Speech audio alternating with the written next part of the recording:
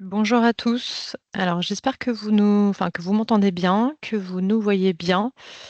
On se laisse quelques minutes, 2 minutes exactement, le temps que tout le monde se connecte.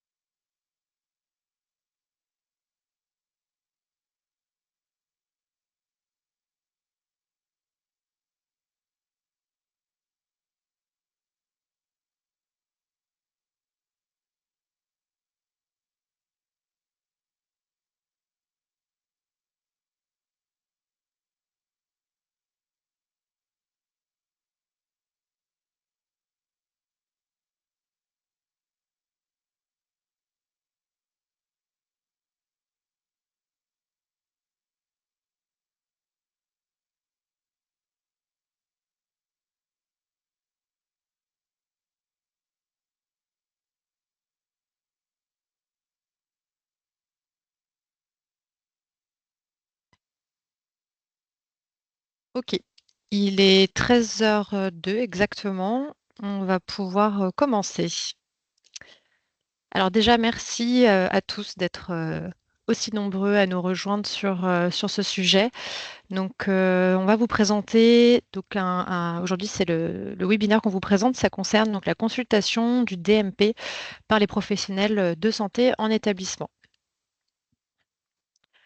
Alors, voilà comment va se dérouler, cette heure qu'on va passer, ensemble. Donc, on a beaucoup de choses à se dire, comme vous pouvez le voir. On va aller à l'essentiel. Donc, l'idée, c'est de faire, 40 minutes de présentation et ensuite de s'accorder un temps d'échange, questions-réponses, de 20 minutes. Alors, je vous invite à garder bien vos micros et vos caméras fermés. Pour information, la séquence est enregistrée, le replay vous sera envoyé juste après. Vous pouvez poser quand même vos questions dans le chat. On va vous répondre autant que possible directement dans ce chat. On va dérouler la présentation. On espère qu'on va répondre quand même à vos questions au fur et à mesure. Et restez vraiment avec nous jusqu'à la fin parce qu'on va vous partager un formulaire d'inscription. Et évidemment, on va vous expliquer de quoi il s'agit. Alors en premier, on va vous rappeler le contexte, vous présenter mon espace santé, de quoi il s'agit, et vous présenter également une expérimentation qui a été menée au Shore. Ensuite, on va vous faire une démonstration de la consultation du DMP et vous partager des chiffres. Et enfin, le ministère de la Santé, qui est présent avec nous aujourd'hui, prendra la parole. Alors, donc, pour vous mettre un petit peu le contexte, à l'échelle du territoire et au-delà, donc on travaille, en équipe, intégrée, donc on est à plusieurs têtes avec, plusieurs institutions qui sont, représentées. Donc, d'abord au niveau régional, on a donc, l'ARS, qui de La Réunion qui est représentée aujourd'hui par Marie Bonneau, qui est chef de projet sur le numérique, en santé. L'assurance, maladie, la CGSS avec, Éric Filiao qui est coordonnateur régional sur le numérique, en santé. Et donc, moi, Alice Gache, qui représente, le GCST-10 et je suis donc, chef de projet pour le déploiement des outils, sur, les établissements, de santé. Et aujourd'hui, donc, on a la présence, du national, donc, la DNS, qui est la délégation du numérique, en santé, qui est en fait, la branche du ministère de la santé dédiée au numérique. qui est représentée donc par Suan, qui est directrice de projet pour les projets usage, et l'assurance maladie, qui est représentée par Séverine Brachet, qui est consultante pour accompagner les professionnels de santé dans le déploiement du numérique. Alors, il y a des petits éléments de langage à comprendre. Tout d'abord, quand on parle de mon espace santé, en fait, c'est le terme qu'on utilise quand on s'adresse aux patients. Tout simplement, en fait, c'est le service de l'assurance maladie qui représente en fait le carnet de santé numérique du patient. Donc ce service-là, il permet à la fois d'échanger des informations en toute sécurité. Ces informations sont évidemment médicales et elles peuvent être échangées entre le professionnel de santé et vers le patient. Et il permet, ce carnet de santé numérique, il permet aussi de mieux coordonner l'équipe de soins pour faire des soins de qualité. Le DMP, c'est le terme qu'on utilise quand on s'adresse à vous, professionnels de santé. C'est la bibliothèque de documents médicaux que vous pouvez consulter et alimenter éventuellement et dont on va parler aujourd'hui. Donc en fait, on parle bien de la même chose. Le DMP, c'est la bibliothèque de documents que vous consultez, pardon. Et mon espace santé, c'est le versant patient, c'est un service enfin, le DMP est compris dans mon espace santé, qui représente aussi plusieurs services. Là, je laisse la parole à Marie. Bonjour à tous, merci Alice et merci à tous d'être nombreux avec nous aujourd'hui. Donc moi je suis Marie Bonneau, comme elle vous le disait, chef de projet à l'ARS. Aujourd'hui on se voit dans un contexte d'organisation un peu compliqué, on va dire ça comme ça. On a tout un calendrier qu'on met en place pour permettre aux utilisateurs et à vous en premier lieu de pouvoir consulter facilement le DMP des patients. Et donc, ça s'inscrit dans un calendrier où il y a eu une expérimentation l'année dernière au CHOR et à la SDR qu'on va vous présenter. Et on démarre aujourd'hui la possibilité de vous inclure dans une expérimentation. Donc, c'est vous qui vous inscrivez si vous le souhaitez, qui va vous permettre de partager en région vos retours sur cette consultation. Donc là, on vous a mis le plus simplifié possible ce calendrier avec un envoi du questionnaire qui vous sera fait aujourd'hui, avec un questionnaire en retour en mai et la possibilité aussi de partager vos expériences entre tous les professionnels de santé qui sont avec nous aujourd'hui en juin. Donc, n'hésitez pas, on y reviendra tout à l'heure.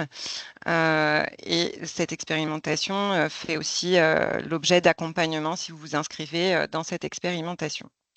On vous expliquera tout ça. Donc, cette expérimentation, comme je vous l'ai dit, en 2024, on a la SDR et le CHOR qui se sont portés volontaires pour expérimenter la consultation des documents qu'il y a dans le DMP, donc avec une formation qui a eu lieu au niveau des médecins et tout un aspect technique qui a été géré par les équipes de la SDR et du CHOR pour permettre ça. Alors, nous, on peut vous en parler, c'est sûr, mais autant laisser la parole directement à quelqu'un qui a réalisé cette expérience. Donc, on va vous mettre la vidéo, ça sera plus parlant pour vous. Alors, on s'excuse d'avance si l'image est saccadée, mais normalement, le son fonctionne bien. J'avais aucune information sur ce patient qui avait de gros antécédents cardiaques et en consultant son DMP, j'ai eu toutes les informations nécessaires à sa prise en charge. Je suis Dr Katia Mougin-Damour, je suis chef de service des urgences au CHOR. Je suis praticien hospitalier aux urgences, j'exerce dans ce service. Dans nos dossiers patients informatiques, on a accès au DMP patient et en fait c'est une plus-value et du coup tous les médecins urgentistes de ce service l'utilisent. Alors, il n'y a que les médecins urgentistes titulaires de service qui ont accès au DMP, parce qu'il faut avoir une ICPS. Ça nous permet, surtout la nuit, en permanence des soins et les week-ends, quand les cabinets sont fermés, d'avoir des informations sur le patient, qui n'est pas toujours en mesure de nous donner des informations, que ce soit sur son traitement ou sur ses antécédents. C'est un patient qui avait fait un malaise, et donc bilan de malaise, c'est un TRI3, c'est une urgence vraie, et pour qui on n'a aucune information et qui dit « je prends des cachets, mais je ne sais pas trop, j'ai des problèmes, mais je ne sais pas lesquels ». On voit bien qu'il a un dispositif implantable, enfin voilà, donc on a besoin d'avoir des informations. Et franchement, le DMP, ça m'a aidé parce que c'était 22 h et personne ne pouvait me donner d'informations. Il est ressorti très bien sur ses deux pieds, parce qu'il allait bien. Il est ressorti parce qu'on avait les bonnes informations et on a pu du coup avoir un diagnostic et savoir qu'il ne nécessitait pas une hospitalisation et savoir le renvoyer vers un spécialiste et pas forcément l'hospitaliser parce qu'on n'a pas d'informations. Donc il faut tourner les imageries, les bilans biologiques d'un patient qui a un bilan ce matin en ville. Il vient ce soir aux urgences, au moins j'ai le bilan, je ne le repique pas. Donc voilà, tout ça c'est intéressant. Tout ce qui se fait en ville et qui est versé dedans, et c'est des informations qu'on n'avait nulle part ailleurs avant. Chacun a découvert son DMP, son espace santé. Tout le monde a adhéré parce que franchement, aux urgences, on manque d'informations et pouvoir avoir accès à un carnet de santé en ligne, c'est génial. Donc tout le monde y trouvait quelque chose et tout le monde a adhéré. Et franchement, tous les jours, vous pouvez passer aux urgences, tout le monde se connecte sur le DMP. Parce que moi, il y a des patients qui me disent allez dans mon DMP. Donc je trouve ça bien. Ou je leur dis moi, je vais aller dans votre DMP. Ah oui, allez-y. Donc comme ça, en fait, ils savent ce que c'est. Au moins, on peut leur dire aussi, voilà, on va dans votre dossier. C'est un moyen aussi pour eux de les informer. Un message à faire passer à tous les médecins, c'est d'activer leur ICPS et d'accéder au DMP parce que c'est une source d'information inestimable et c'est dommage de s'en priver.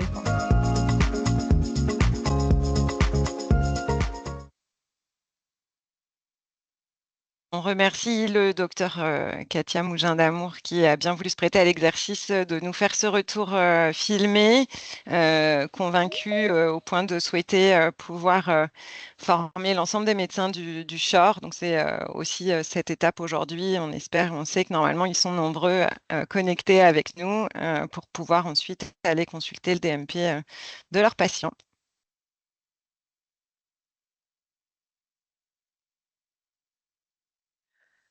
Ok, alors maintenant on va vous montrer concrètement comment ça fonctionne. On va vous montrer deux courtes vidéos qui vont reprendre tout le process de connexion et d'accès au DMP d'un patient. Et ensuite une deuxième vidéo très rapide qui montre comment consulter un document présent sur le DMP du patient.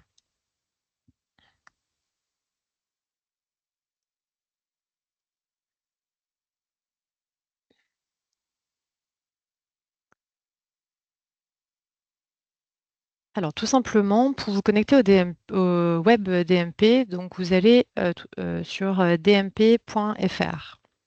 En haut à droite, vous accédez au DMP. Vous avez la mire d'authentification. Donc, soit vous vous connectez si vous avez une carte CPS branchée à votre ordinateur, à votre poste, mais ce qui n'est pas souvent le cas en établissement. Vous pouvez aussi sélectionner le mode de connexion via ProSanté Connect qui vous proposera en fait la connexion avec votre ICPS. Ensuite, cette fenêtre s'ouvre. Ici, vous pouvez donc vous connecter avec votre ICPS. Donc, c'est une application mobile qui est disponible sur votre téléphone qui vous permet de dématérialiser votre carte CPS. Pour l'information, pour pouvoir connecter votre carte CPS, enfin activer votre carte ICPS, vous devez renseigner donc votre numéro RPPS et avec le numéro 8 devant pour que ça fonctionne. Voilà, donc ici vous renseignez votre numéro RPPS et sinon avec votre carte CPS branchée à votre poste, tout simplement vous cliquez ici pour lire la carte. Une fois que vous êtes connecté, ici on est sur un environnement de test. Vous pouvez vérifier à droite que c'est bien votre compte qui est connecté. Vous pouvez lire la carte vitale du patient ou alors le rechercher avec son numéro de sécurité sociale. Ici, donc, le numéro correspondant est affiché. Vous accédez au DMP. Cette étape-là est vraiment très importante. Ici, on va recueillir le consentement du patient. Donc, vous attestez que le patient a été informé que vous allez accéder à son DMP et qui vous a donné l'autorisation d'y accéder. Marie reviendra dessus après.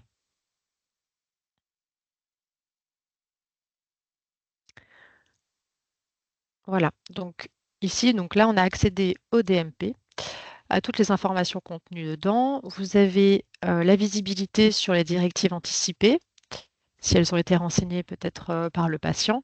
Et là, la liste des derniers documents ajoutés. Tous les documents comportant la lettre N, ici avec le symbole, c'est les documents qui ont été ajoutés depuis votre dernière connexion.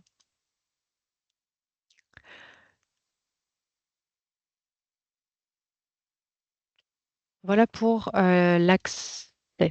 Hop, l'accès et ensuite pour consulter un document. Voilà comment ça se passe. Donc, tout simplement, dans les derniers documents ajoutés, vous pouvez sélectionner un document et vous aurez accès donc à la date du document et à l'auteur du document. Et en dessous, la visionneuse.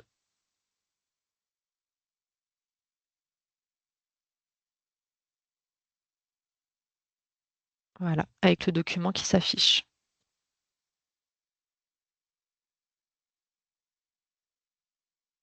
Vous pouvez télécharger le document et l'ajouter au dossier du patient sur votre DPI. Je laisse maintenant la parole à Eric. Oui, bonjour. Donc, Eric Filiaos, CGSS de La Réunion. Je voulais vous faire un petit focus sur les types d'informations dont vous disposez dans le dossier médical partagé à La Réunion. Donc, ce que vous voyez, c'est qu'on a quand même un volume conséquent de documents déposés par les différents acteurs de santé. On a plus de 6 millions de documents disponibles. Vous avez pour la grosse majorité des comptes rendus de biologie, la moitié des documents qui sont déposés. Ensuite, en vert, vous avez les prescriptions, les différents types de prescriptions, prescriptions de produits, de soins, etc., qui pèsent 18% des documents. Enfin, vous avez les comptes rendus ou les fiches de consultation, comptes rendus opératoires, etc. Ça représente 12%. Les comptes rendus d'imagerie médicale, 7%. Les lettres de liaison, 5%. Et les autres types de documents, les voulets de synthèse médicaux, les certificats divers et variés, 8%. Voilà, donc ça, ce sont des documents ça représente en fait le cumul effectué sur les 36 derniers mois à février 2025, donc des documents alimentés par les différents professionnels de santé au sens large, établissements sanitaires compris bien sûr. À droite, vous avez également l'autre volet de mon espace santé, du DMP versant professionnel de santé, c'est que vous avez des documents accessibles pour vous qui ont été alimentés par les patients et vous avez 145 000 documents qui sont classés et accessibles donc via le WebDMP que vient de vous présenter Alice. Alors à La Réunion, concrètement, qui alimente le DMP?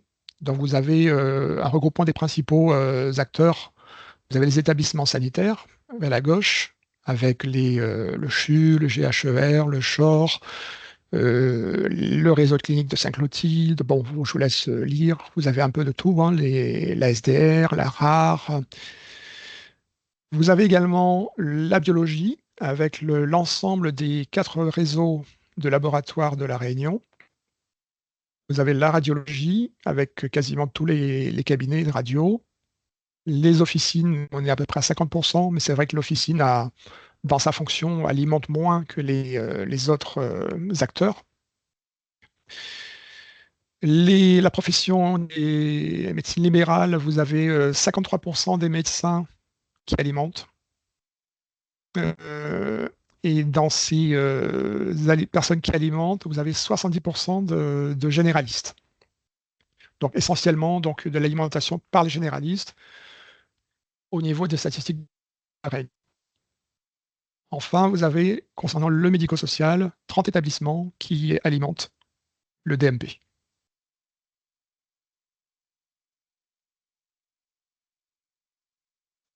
Je passe la parole à ma collègue. Merci Eric.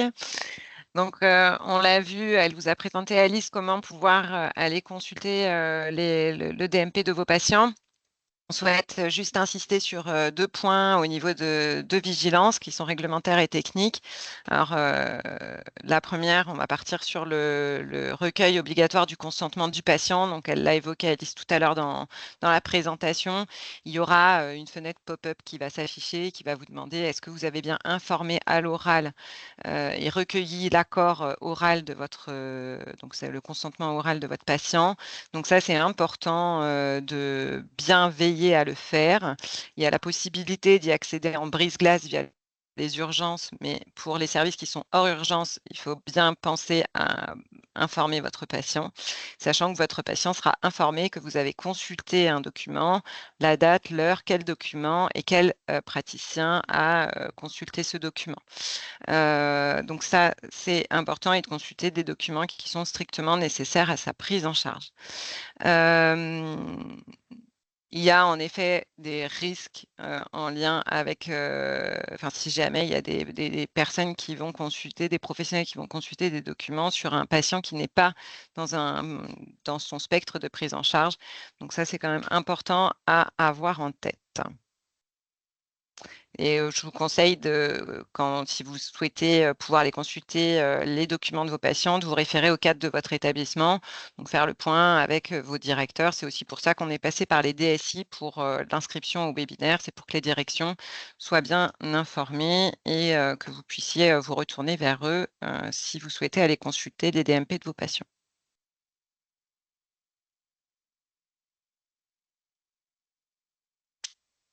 Concernant la vigilance technique, vous avez raison de poser vos questions dans le chat, on y répond au fur et à mesure, donc n'hésitez pas à poser vos questions.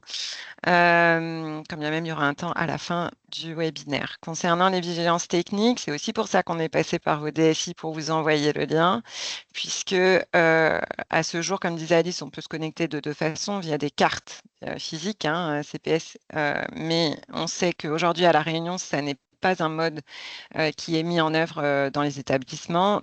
Par contre, la ICPS, elle est plus facilement faisable, puisque après, vous pouvez vous connecter via directement votre téléphone. Alors, qu'est-ce que ça implique, cette ICPS? On l'a vu tout à l'heure. Ça implique qu'il va falloir télécharger l'application ICPS, l'activer sur votre téléphone, être autorisé, parce que la plupart du temps, ça sera plutôt votre téléphone personnel. Alors, c'est possible via le professionnel, mais souvent, c'est plutôt personnel. Donc, il faut être bien autorisé par son organisation à avoir son téléphone personnel sur soi. Et l'accès à Internet, on sait que ça a été un point qui peut poser problème, notamment dans des salles qui n'ont pas de réseau 4G ou de Wi-Fi. Juste, on vous reprécise cette petite slide. Comme on vous enverra la présentation, vous aurez tous les liens. On vous reprécise pour ceux qui n'ont pas forcément déjà entendu parler du numéro RPPS. Le numéro RPPS, vous avez normalement un numéro RPPS à partir du moment où vous êtes inscrit à l'ordre des médecins pour les médecins, l'ordre des infirmiers pour les infirmiers et les autres ordres pour les autres professions. Dans le cas où vous n'avez pas d'ordre, c'est normalement un numéro qui vous est attribué du côté de l'ARS. Donc, je vous conseille d'aller sur les sites qu'on vous a mis si vous avez des questions pour obtenir votre numéro RPPS. Ensuite, une fois que vous pourrez télécharger l'application, vous serez guidé pour. Donc après, c'est comme toute application qu'on télécharge, vous recevez un mail, vous avez des codes, il faut rentrer. C'est un peu compliqué sur la première fois, mais une fois que vous l'avez fait, vous n'aurez plus qu'un seul code à 4 chiffres pour à chaque fois que vous voudrez consulter le DMP de votre patient à réaliser sur votre ICPS. Voilà, vous aurez un tutoriel aussi qui vous explique vraiment pas à pas comment activer votre ICPS.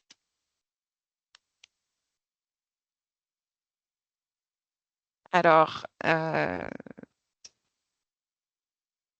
oui, alors du coup, sur l'expérimentation, on a donc cette expérimentation, voyez-le plus comme une opportunité. Alors, on sait que vous êtes contraints, que vous avez des emplois du temps qui sont chargés et que souvent, quand on entend le mot expérimentation, on se dit, oula, ça va nous demander du travail. Là, il faut plutôt le voir comme vraiment une expérience pour aller voir ce que c'est que la consultation, nous remonter déjà à vos organisations, mais aussi remonter du côté de la région et aussi remonter du côté du ministère ce qui fonctionne, ce qui ne fonctionne pas, ce qui vous pose problème dans cette consultation du DMP. Donc, je vous recommande, après c'est vraiment vous qui voyez, de pouvoir faire partie de cette expérimentation. Voyez-le vraiment comme une opportunité. Vous pouvez aussi avoir un accompagnement dédié. Alice y reviendra tout à l'heure. Donc pour pouvoir rejoindre cette expérimentation, il y a un lien et il y a ce QR code. C'est un petit questionnaire qui dure 3 minutes, qui est à remplir. Et après, il y a juste un questionnaire à la fin qui vous sera envoyé vers le mois mois de mai à peu près pour vous dire, vous redemander comment ça se passe. Et en juin, la possibilité de faire un webinaire ou une séance sur site, on verra, qui vous permettra de partager entre vous, médecins, et entre vous, infirmiers, cadres. On a des pharmaciens aussi avec nous, des biologistes aujourd'hui, de la psychiatrie. On a différents domaines de partager entre vous qu'est-ce qui est utile et comment vous sert cette consultation du DMP dans votre prise en charge et en quoi elle peut vous être utile.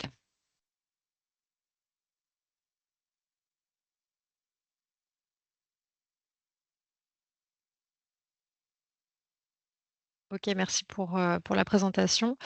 Donc effectivement, comme le disait Marie, en tant qu'expérimentateur, vous pouvez bénéficier d'un accompagnement privilégié, on va dire.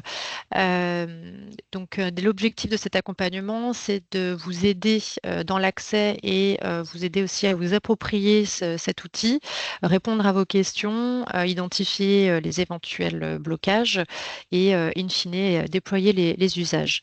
En termes d'organisation de cet accompagnement, on va vous demander tout d'abord de vous rapprocher de votre direction des systèmes d'information, de votre DSI, et ensuite de nous solliciter pour à cet accompagnement. Donc voilà, on vous montre là les coordonnées. Donc il y a mes coordonnées pour représenter TESIS. C'est notre rôle d'être au plus près des professionnels de santé sur le terrain pour vous accompagner justement dans ce type de projet.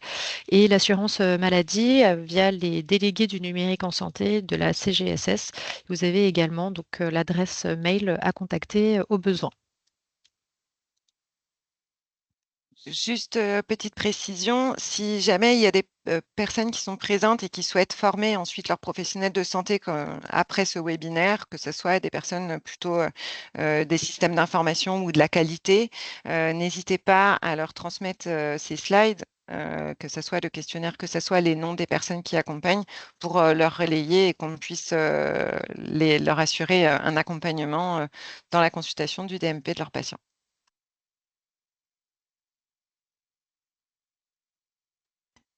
Donc on passe maintenant la parole à Suan. Merci à tous.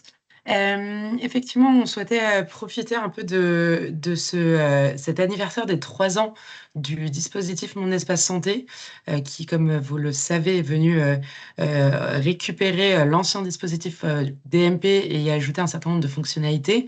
Et donc, on trouvait intéressant de faire un peu un retour dans chaque région d'où est-ce qu'on en est. Donc, on s'est greffé aux différents temps déjà prévus. Donc là, on est ravis de participer à ce webinaire et on va essayer de vous donner des informations intéressantes sans trop non plus prendre de temps pour vous laisser le temps d'ensuite poser toutes vos questions.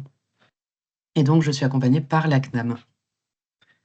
Bonjour à tous. Alors, comme le dit Swan, ça fait maintenant 3 ans que Mon Espace Santé est lancé et il nous semblait important de vous faire un petit focus aussi sur qu'est-ce qui se passe côté usager, où est-ce qu'on en est côté usager.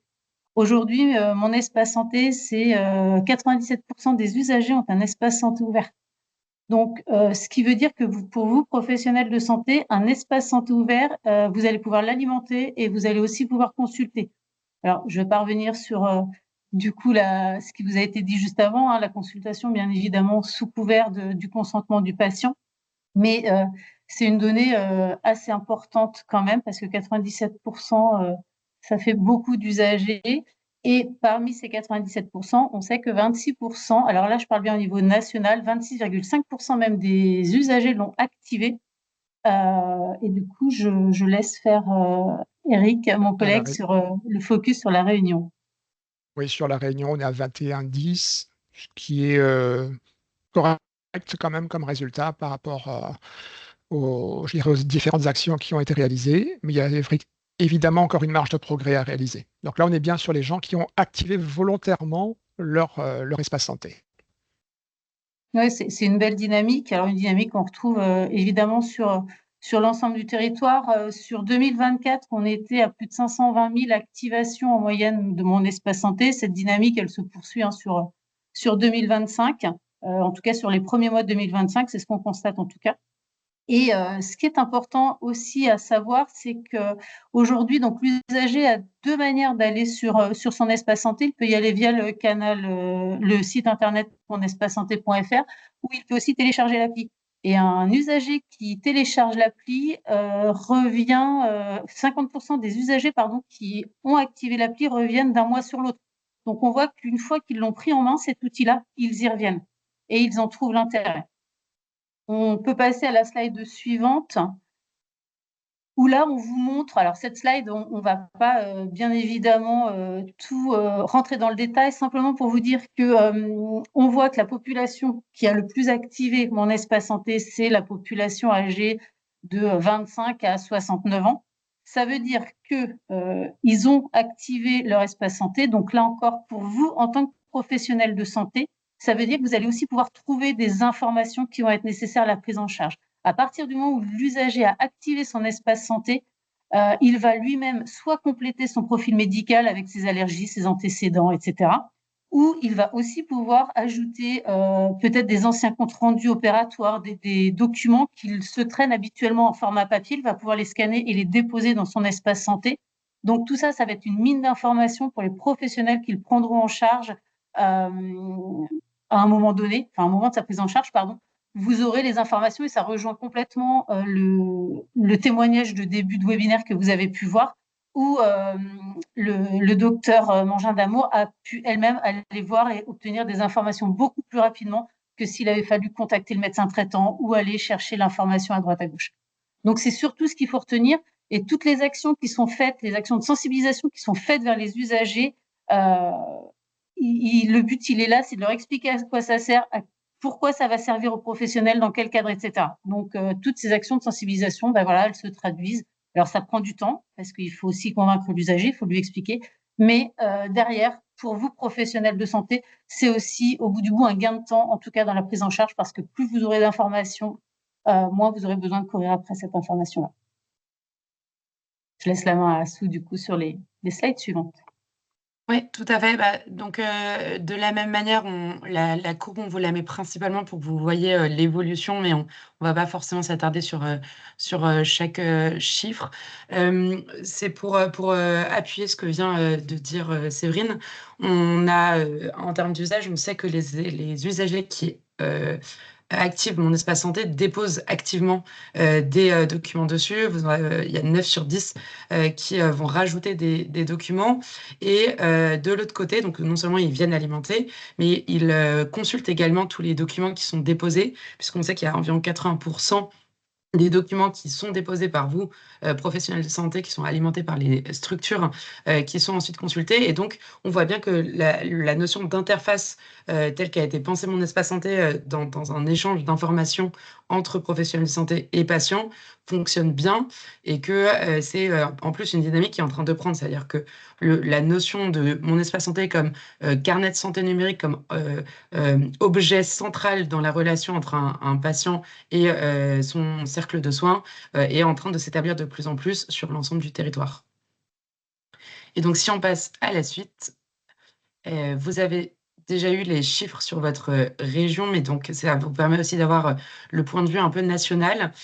Donc, on a évidemment, c'est toujours compliqué d'estimer le nombre exact de documents de santé produits en France, mais après beaucoup de recherches, on sait qu'il y a environ un document de santé sur 2 qui aujourd'hui est alimenté dans Mon Espace Santé, souvent de manière assez transparente. C'était l'objectif de faire en sorte que les logiciels l'envoient sans forcément que vous n'ayez à faire d'actions supplémentaires. Et donc, on a aujourd'hui, sur 2024, 2 Français sur 3 qui ont reçu un document dans Mon Espace Santé. Séverine le rappelait, l'avantage, c'est qu'il n'a pas besoin d'être activé. Et donc, c'est vraiment l'objectif, c'est que vous puissiez, à la fois l'alimenter et le consulter, même si l'usager ne l'a pas forcément pris en main, sous réserve évidemment d'informer l'usager. Et puis, ce qui est intéressant sur ces alimentations, c'est qu'au-delà des volumétries, on a une diversité des profils qui viennent alimenter. Et donc, on voit maintenant qu'il y a la quasi-totalité de l'écosystème sanitaire et médico-social qui se met à échanger autour de cet outil. Et donc, on a le médico-social notamment qui, en 2024, a vraiment commencé à avoir des usages. Donc, c'est très intéressant. Typiquement, on avait le témoignage tout à l'heure des urgences. On sait que les DLU sont des documents qui sont très, très attendus côté urgence et très consultés côté urgence. À l'inverse, évidemment, les lettres de liaison sont très consultées par les établissements médico-sociaux. Et donc, on continue, nous, on va s'attacher évidemment à faire en sorte que déjà ces secteurs-là couvrent à 100%, alimentent tous les documents pertinents. Et puis, on va continuer à travailler pour que les infirmiers libéraux, les sages-femmes, les paramédicaux puissent aussi avoir ces accès et que voilà, on ait vraiment cet écosystème à 360 degrés pour que vous ayez toute l'information nécessaire à la prise en charge la plus optimale de vos patients avec des délais réduits d'obtention de l'information.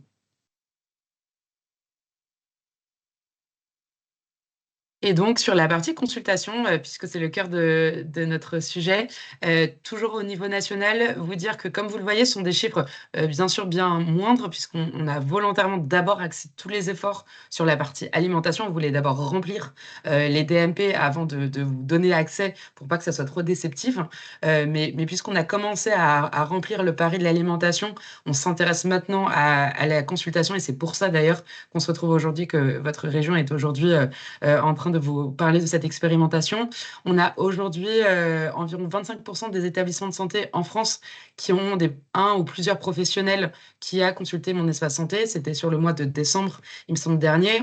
C'est une courbe en augmentation exponentielle. Ce que ça veut dire derrière, c'est que on voit bien que même si vous n'avez pas encore tout à fait les logiciels qui permettent la consultation complètement fluide depuis le logiciel, et ça va arriver, mais même en l'état, avec l'interface web qu'on vous a présentée tout à l'heure, la quasi-totalité des professionnels qui commencent à l'essayer continuent de l'utiliser parce qu'il y a un vrai gain pour la pratique. Et ça, c'est quelque chose d'extrêmement positif puisque c'est tout le pari qu'on a fait collectivement et c'est la cible de ce grand programme du Ségur du numérique sur lequel on travaille tous depuis 3 ans. Et c'est là qu'on va arriver sur la promesse qu'on vous avait fait, vous, professionnels, qui était de dire que vous pourrez retrouver des informations que vous n'avez pas par ailleurs. Et donc, c'est intéressant de voir que la ville a pris un peu d'avance puisqu'ils ont, eux, des logiciels qui permettent justement cette consultation facilitée. Mais côté établissement, il y a vraiment une explosion des usages. Et c'est tout le cœur de notre sujet, c'est de vous dire qu'on a vraiment besoin de vous, on a besoin de comprendre au mieux comment est-ce que ça va être pris en main à l'hôpital, comprendre quel impact ça va avoir sur vos organisations, sur vos métiers, comment est-ce que les hôpitaux peuvent réparer au mieux cet usage massif qui va se démocratiser dans les années à venir.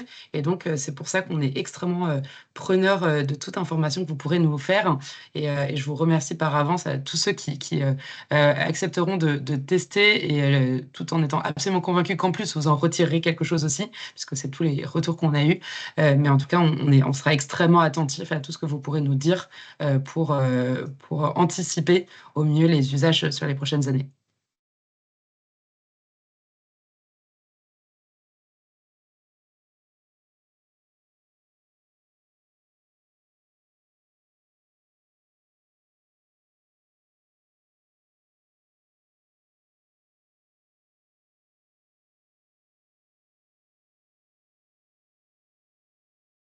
J'ai l'impression qu'il n'y a plus de son.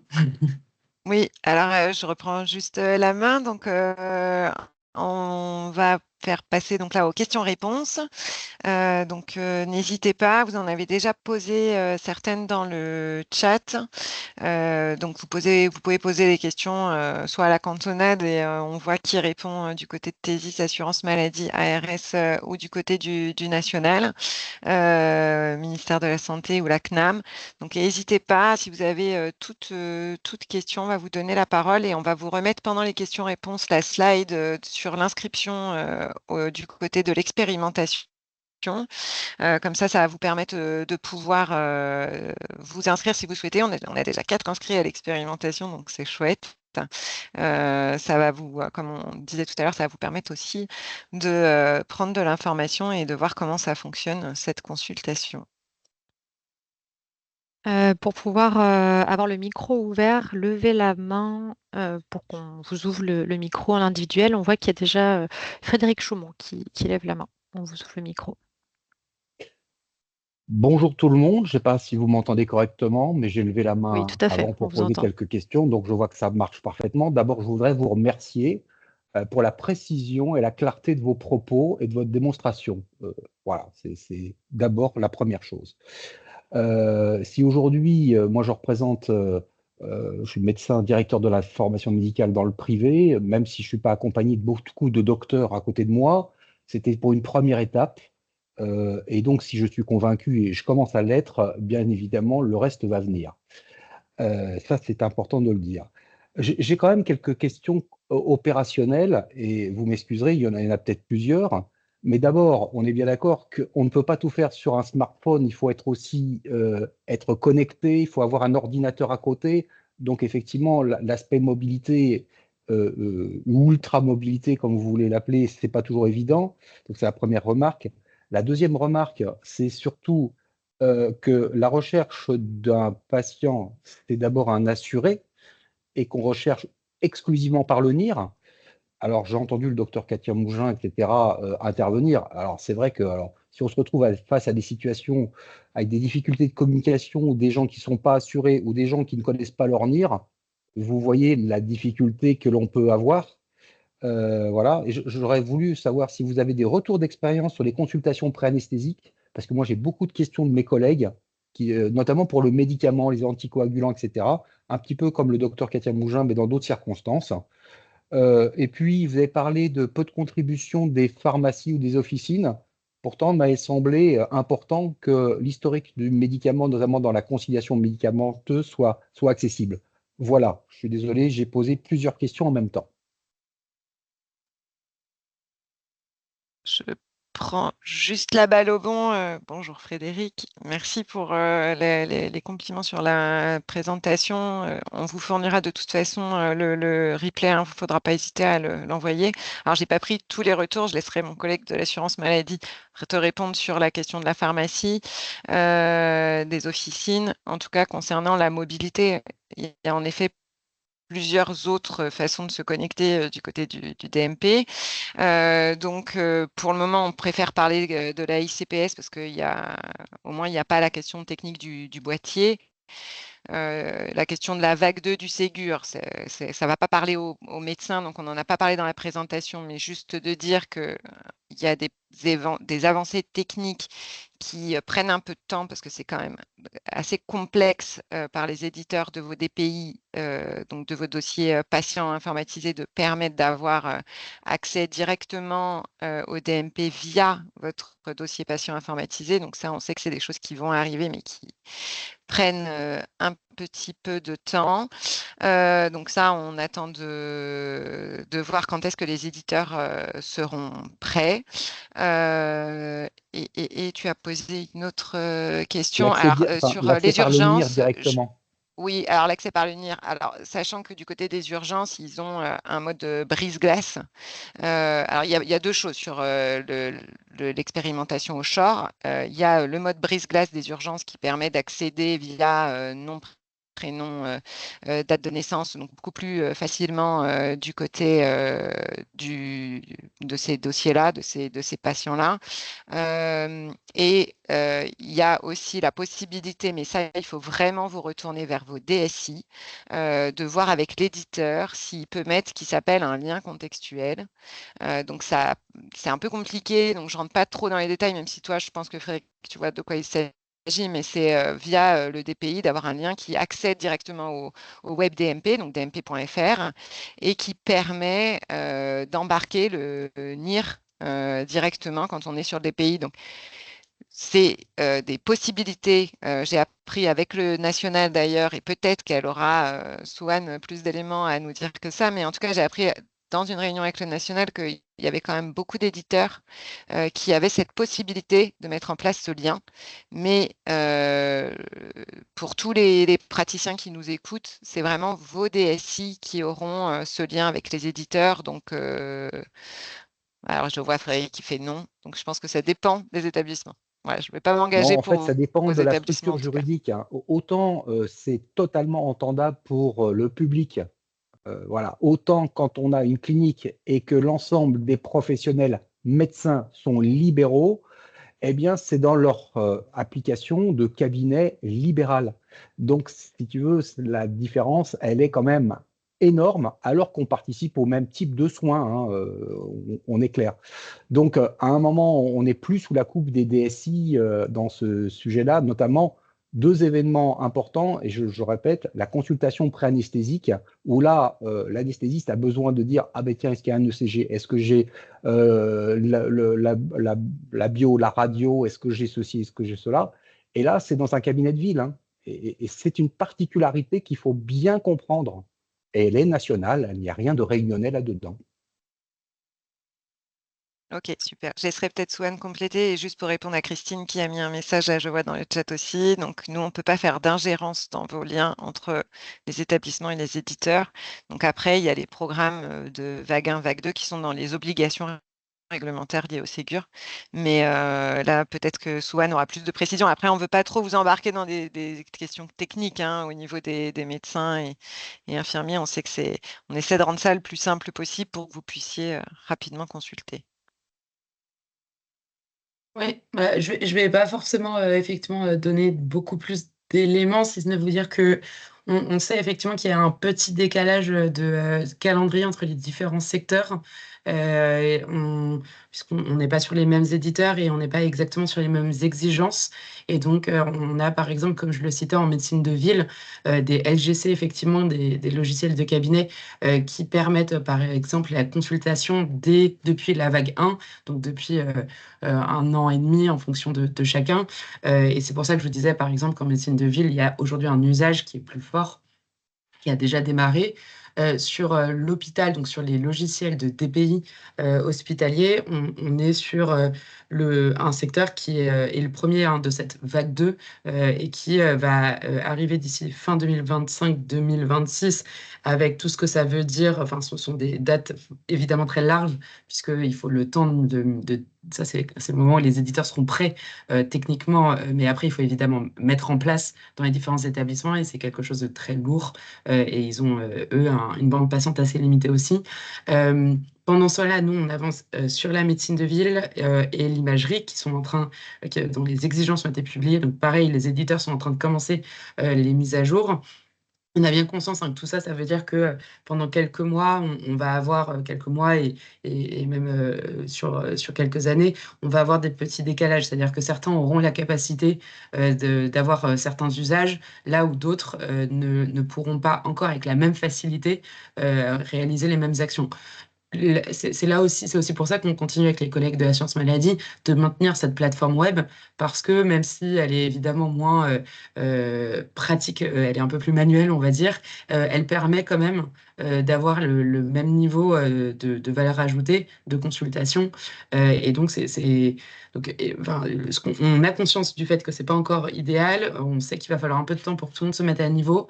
Mais en tout cas, l'objectif, c'est que en attendant, dans cette période transitoire, on ait des outils qui permettent d'avoir quand même, de développer des usages qu'on sait qui vont s'améliorer dans les prochaines années. Donc ça, c'est sur cette partie. Et juste sur la partie médicaments, j'entendais tout à l'heure, il y a un peu deux grandes réponses.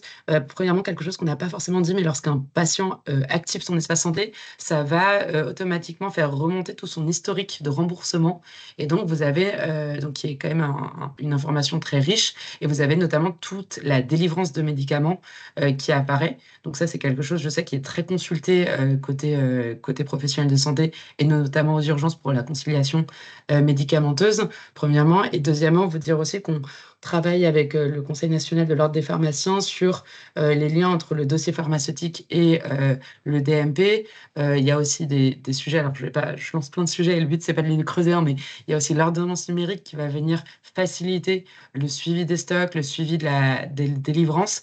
Et donc, tout ça, on le pense bien avec, encore une fois, les collègues de l'assurance maladie pour que tout ça soit le plus intégré possible et que l'information soit bien partagée et que l'objectif final, hein, vraiment, c'est que vous, professionnels, vous n'ayez pas à vous poser la question d'où aller chercher l'information, mais qu'elle vous soit poussée, on va dire, au bon endroit, donc depuis vos logiciels métiers, et qu'en fait, in fine, il n'y ait même plus vraiment de différence entre votre information en local, celle qui vient du DP, celle qui vient du DMP, mais que tout ça soit de manière cohérente affiché devant vous lorsque vous êtes sur une fiche patient. Mais ça, c'est l'objectif long terme, on va dire, fin 2027. Mais d'ici là, voilà, on est en train de construire tous ces liens pour que vous puissiez avoir ça in fine.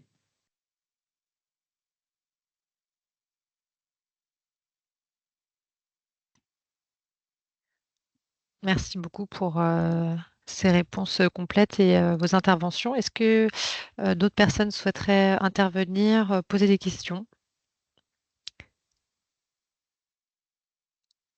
Dans la barre de chat questions-réponses, les questions continuent de tomber. Alors peut-être qu'on peut en prendre quelques-unes pour développer un peu les réponses. Il y avait notamment une question qui concernait bonjour, je m'excuse, je suis arrivée un peu en retard, mais j'ai cru comprendre qu'il était possible de la consulter au Shore. Est-ce qu'on peut répondre à Sabine Mutzen? Alors, je vais prendre la réponse. Donc, du côté du Shore, comme on vous l'a dit, il y a eu une expérimentation l'année dernière qui a été très accompagnée par que ce soit le grade, donc THESIS du côté de la Réunion et l'ARS, pour aider l'activation des ICPS des médecins.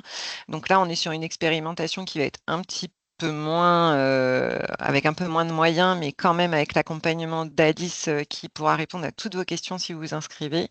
Et du côté du Shore, donc cette expérimentation, elle a eu lieu aux urgences.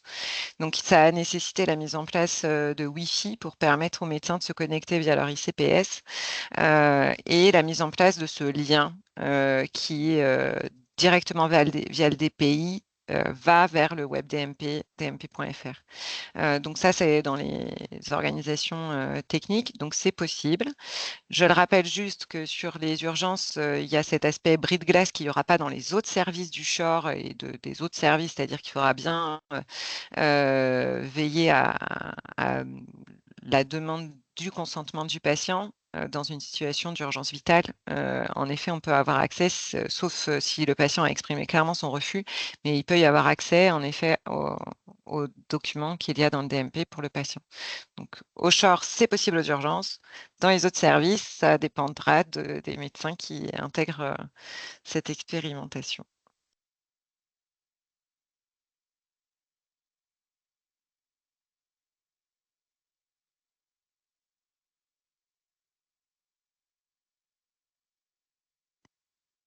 Est-ce que vous avez d'autres questions? N'hésitez pas.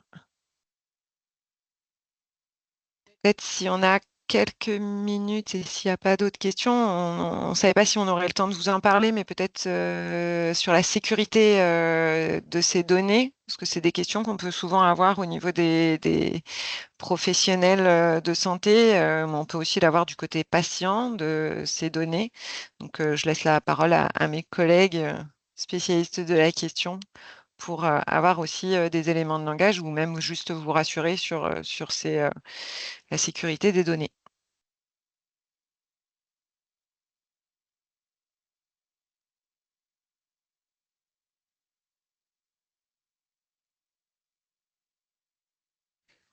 Je prends la parole.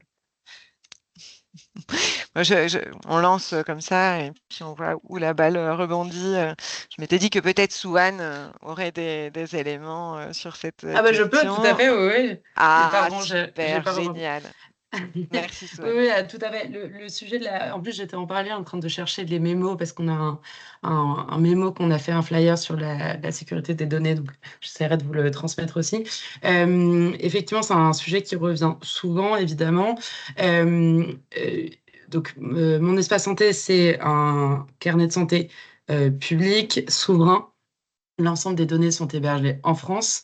Elles sont évidemment dans des conditions extrêmement encadrées. Vous vous doutez bien on se doit d'être absolument exemplaire d'un point de vue RGPD, d'un point de vue CNIL, d'un point de vue hébergeur de données de santé. Donc aussi bien pour éviter toute perte de données et également pour éviter toute attaque. Donc on travaille activement avec l'ensemble de nos équipes de cyber pour éviter voilà, protéger au maximum. Et on parle souvent aussi, donc il y a la partie souverain, on parle aussi du fait que c'est un produit citoyen. Et ce que ça veut dire, c'est qu'il n'y a pas d'usage des données de santé qui ne soit validé de manière par un process. Donc beaucoup de concertations citoyennes, par exemple. Il y en a une qui vient de se terminer récemment sur l'usage secondaire des données de santé de Mon Espace Santé, puisqu'il y a un règlement européen qui va ouvrir la possibilité de cet usage secondaire. Et donc, on a, nous, voulu prendre les devants et aller interroger un panel de citoyens pour avoir leur avis et retour sur comment faire ça de manière la plus respectueuse des besoins et des envies de la population française. Et puis, côté accès des professionnels, on est évidemment extrêmement sensible au fait que c'est mon espace santé, donc c'est l'espace santé du patient, du citoyen. Et donc, on a mis en place deux grands mécanismes, on va dire. Il y a celui de la matrice d'habilitation qui réglemente quels profils ont accès à quels documents. Et donc, vous pourrez aller le voir en ligne, hein, c'est bien sûr accessible. Mais c'est un grand tableau où vous avez chaque profil, chaque profession médicale et médico-sociale et les différents types de documents auxquels ils ont accès. Cette matrice, elle fait l'objet de beaucoup de discussions devant qui peuvent aller jusqu'au Conseil constitutionnel, pour tout vous dire. Et donc, c'est aujourd'hui un peu l'alpha et l'oméga des accès à Mon Espace Santé, côté professionnel.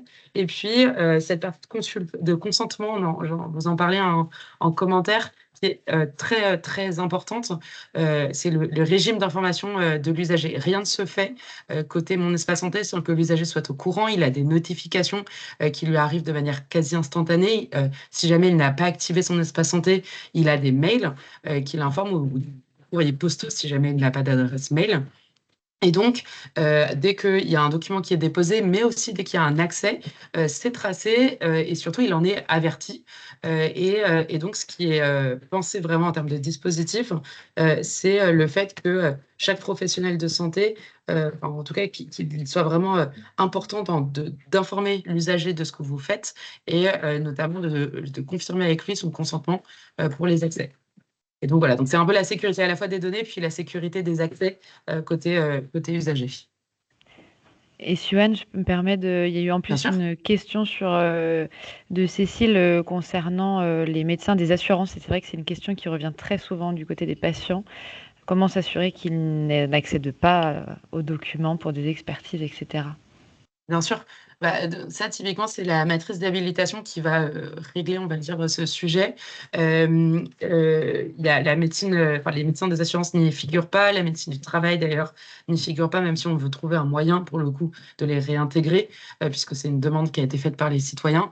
Donc aujourd'hui, c'est quelque chose de très réglementé. En fait, les fameuses cartes CPS avec lesquelles on vous embête un peu, elles permettent de faire ça, elles servent à faire ça, elles servent à tracer très précisément qui va accéder à quoi. Et puis tout ça est évidemment surveillé aussi au niveau de l'assurance maladie. Il y a des équipes qui sont dédiées à faire en sorte qu'il n'y a pas de mésusage. Et d'ailleurs, pour tout vous dire, il y a un cas de mésusage qui a été identifié et qui a été remonté aux autorités et donc qui est en cours d'instruction. Donc, c'est vraiment quelque chose qui est extrêmement surveillé, à la fois au niveau des volumétries et au niveau de toute consultation anormale. Donc, c'est quelque chose sur lequel, évidemment, on fait très attention, à la fois d'un point de vue amont, donc faire en sorte en amont que les accès techniques ne fonctionnent pas, que les personnes ne puissent pas accéder. Et puis, a posteriori, on surveille aussi tout. Alors, on n'a évidemment absolument aucune capacité de regarder les données nous-mêmes, évidemment, côté Assurance Maladie au ministère, mais on regarde qui regarde les données et on fait attention à tout usage qui nous paraît anormal. C'est d'ailleurs pour ça que certains professionnels se retrouvent parfois bloqués parce qu'ils ont atteint un certain seuil de consultation et ensuite ils sont investis. Enfin, chaque cas est débloqué manuellement par les équipes qui vont vérifier que c'est normal. Il faut faire beaucoup de consultations pour en arriver là, mais ça peut arriver. Voilà, j'espère que ça répond à la question et merci beaucoup pour le détail des droits, c'est exactement ce que je cherchais.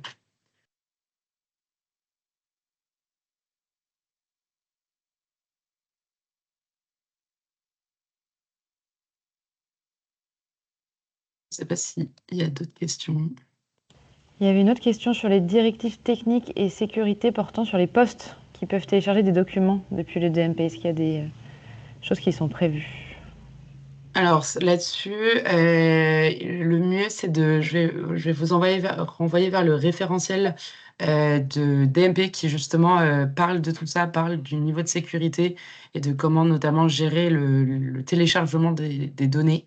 Et vous aurez toutes les informations qui seront dessus. Et vous le retrouvez tout de suite. Le référentiel de sécurité et d'interopérabilité du DMP.